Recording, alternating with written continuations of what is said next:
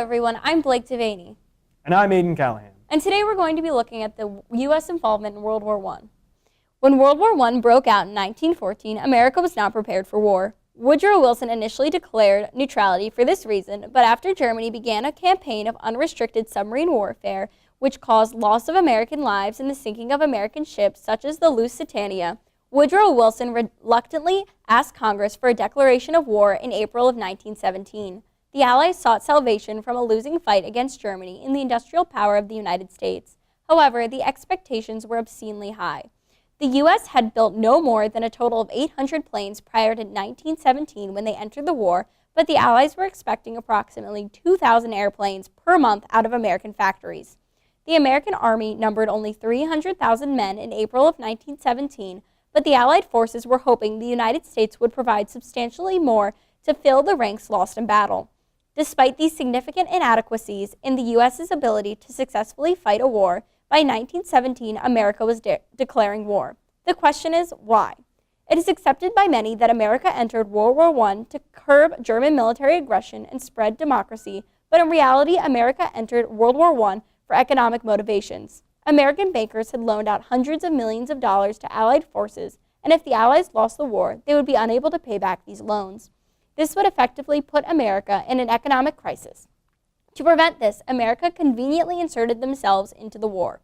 By joining the war efforts, American companies instantly found greatly expanded markets and were able to significantly profit off of the manufacture of supplies.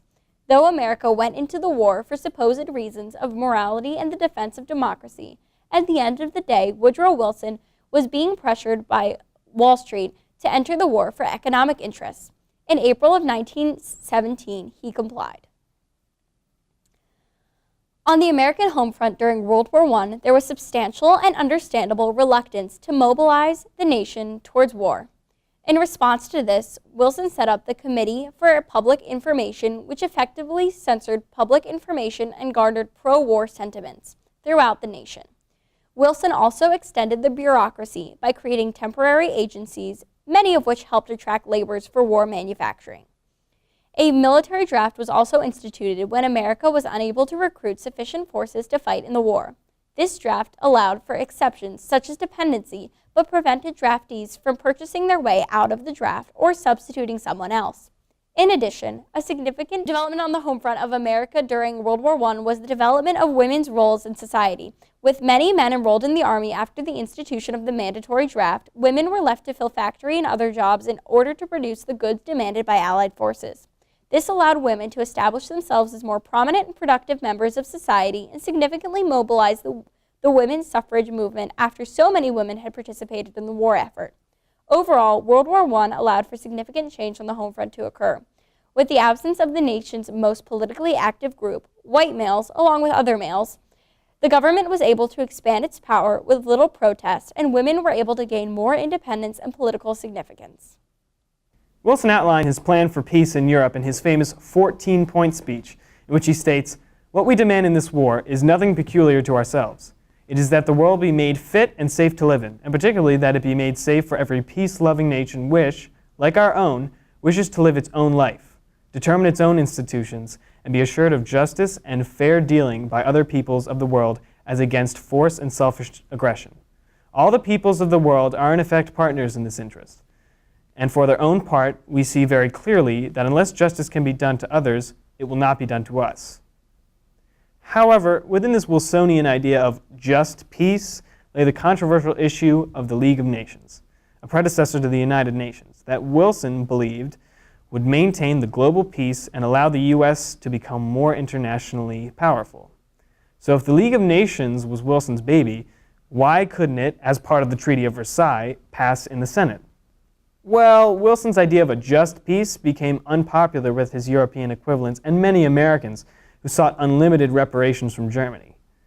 That said, Wilson was eventually able to win over Europeans in the creation of the League of Nations.